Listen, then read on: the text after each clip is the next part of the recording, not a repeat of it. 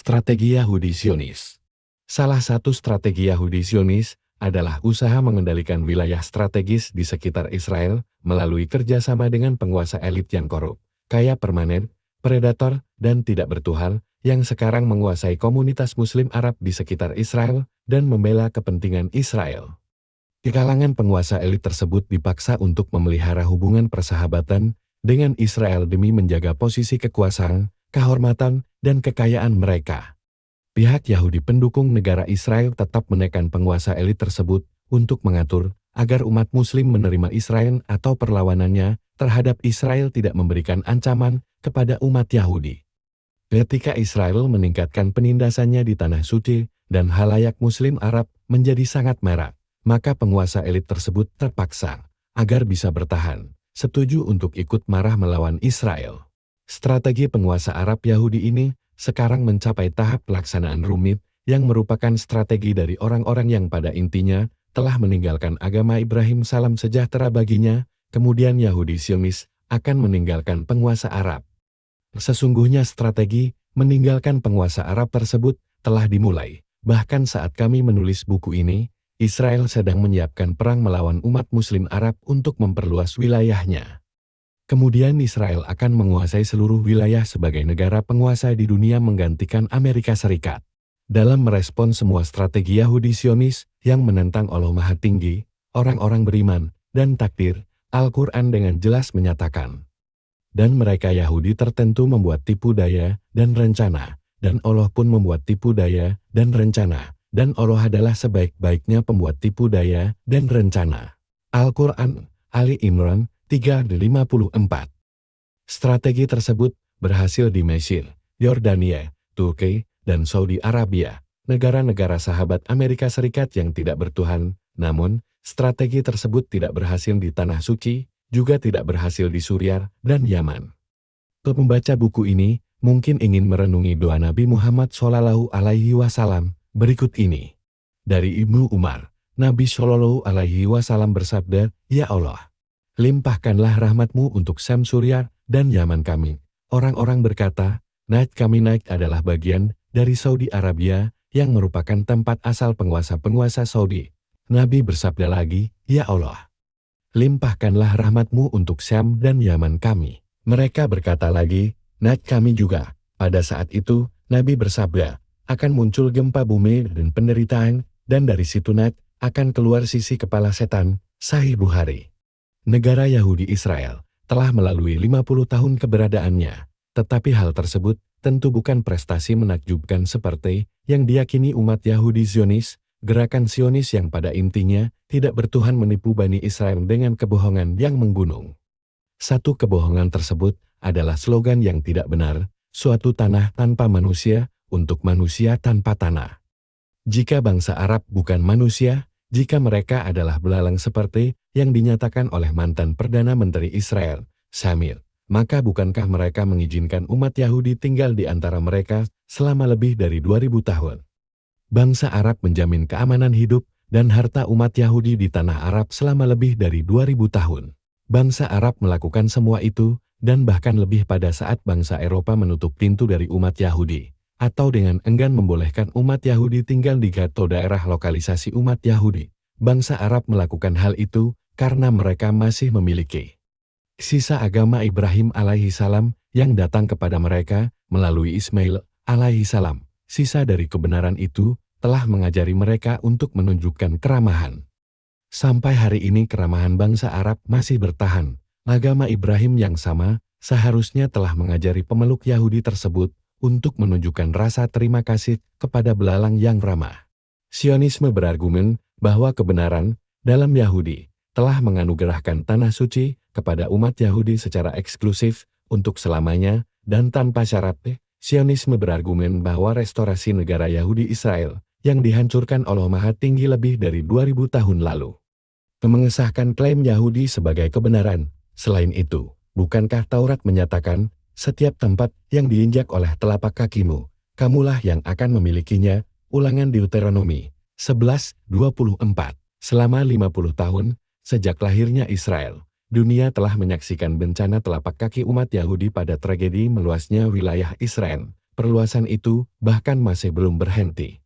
Meskipun tampaknya Israel dikepung, sehingga perlu melindungi diri dari serangan bangsa Arab, namun pada waktu buku ini diterbitkan, kenyataannya adalah Israel sedang menyiapkan perang besar melawan bangsa Arab, agar perbatasan negara Yahudi tersebut dapat meluas secara dramatis sesuai dengan wilayah Tanah Suci dalam Alkitab, yakni dari Sungai Mesir sampai Sungai Eufrat.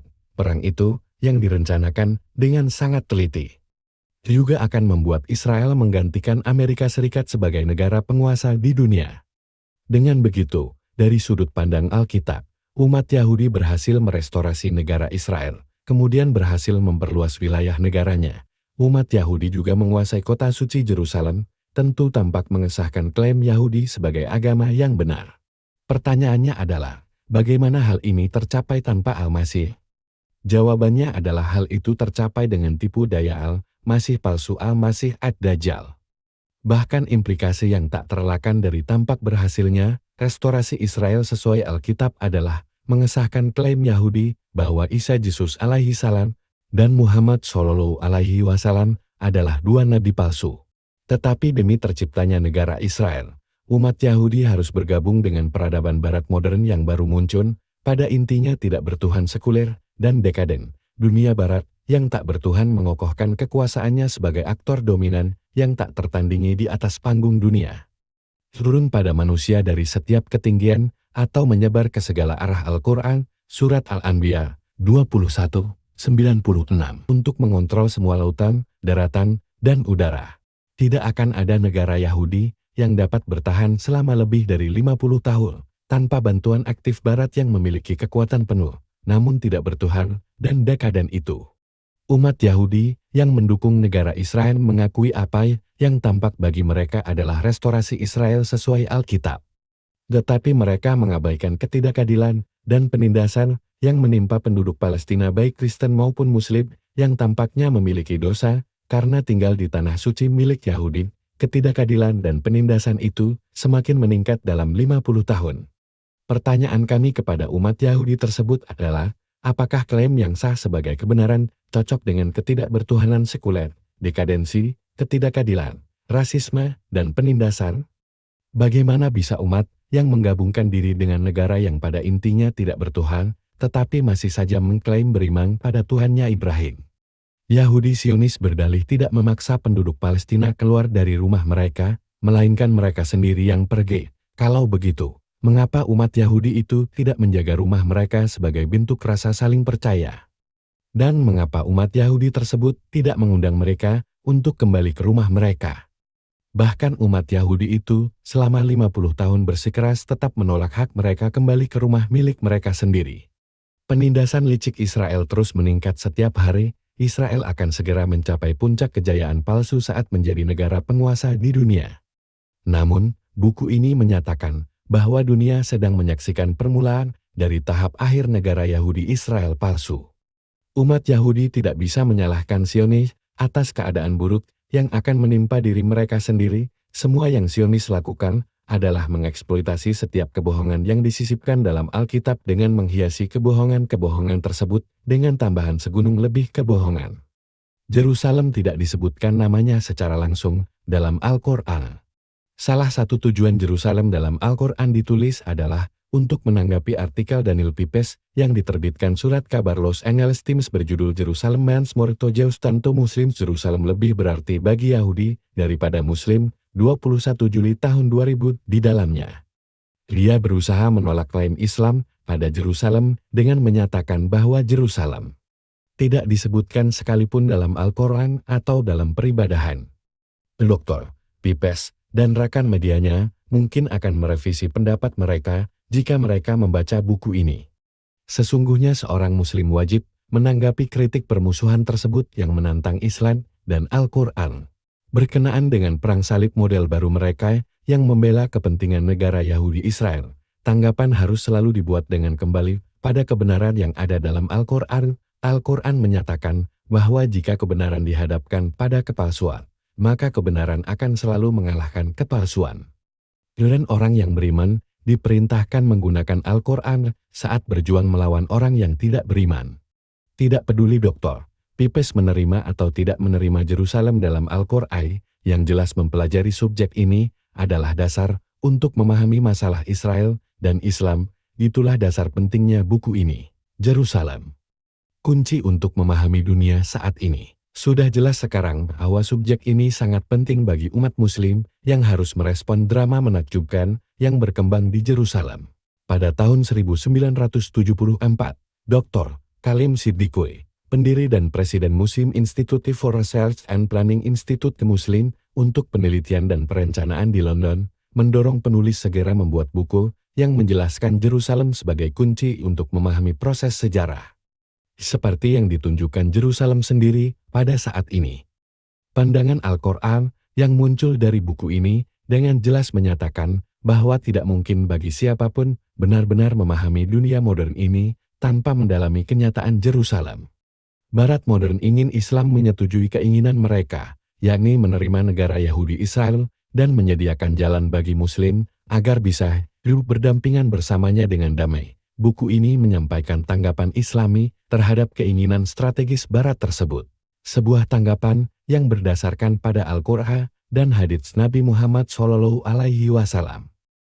Buku ini menyatakan bahwa tidak akan pernah ada damai di antara pengikut sejati Nabi Muhammad SAW dengan negara Yahudi Israel.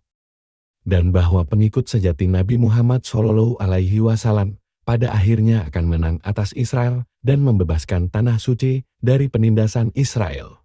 Subjek paling penting yang ada dalam Al-Qur'an yang harus diajarkan di institusi pendidikan Islam pada saat ini adalah Yerusalem dalam Al-Qur'an. Dengan subjek ini, umat Islam dapat dengan berhasil menghadapi serangan pemikiran dari dunia tidak bertuhan yang memaksa umat Islam memodifikasi imannya agar mau menerima Israel.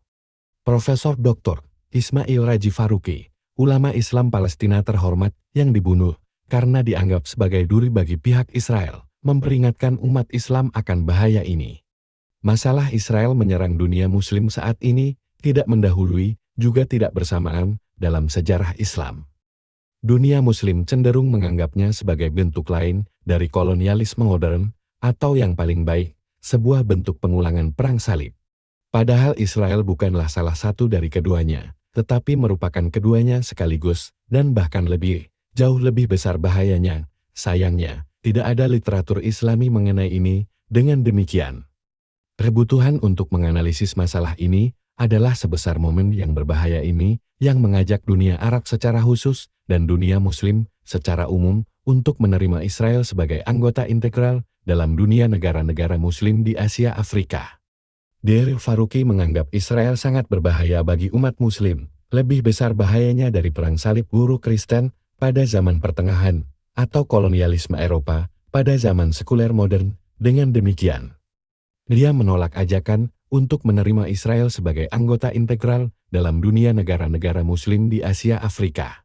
Buku ini adalah karya sederhana untuk melengkapi hasil kerja Dr. Faruqi dengan menyediakan petunjuk Al-Qur'an mengenai Yerusalem dan takdirnya, terutama untuk guru-guru Muslim, Yahudi, Kristen, dan Yerusalem dalam Al-Qur'an. Sementara subjek Yerusalem dalam Al-Qur'an penting bagi umat Islam, kami secara khusus tertarik untuk menjangkau umat Yahudi dan Kristen dengan kitab suci Al-Qur'an. Seiring dengan berjalannya waktu, dan hari kiamat semakin mendekat, menjadi semakin dan semakin sulit bagi pendeta Kristen dan rabi Yahudi untuk merespon Al-Qur'an dan hadits mengenai topik dalam buku ini, juga mengenai Yajud dan Majud, Al-Masih palsu, dan kembalinya Isa Yesus alaihi salam.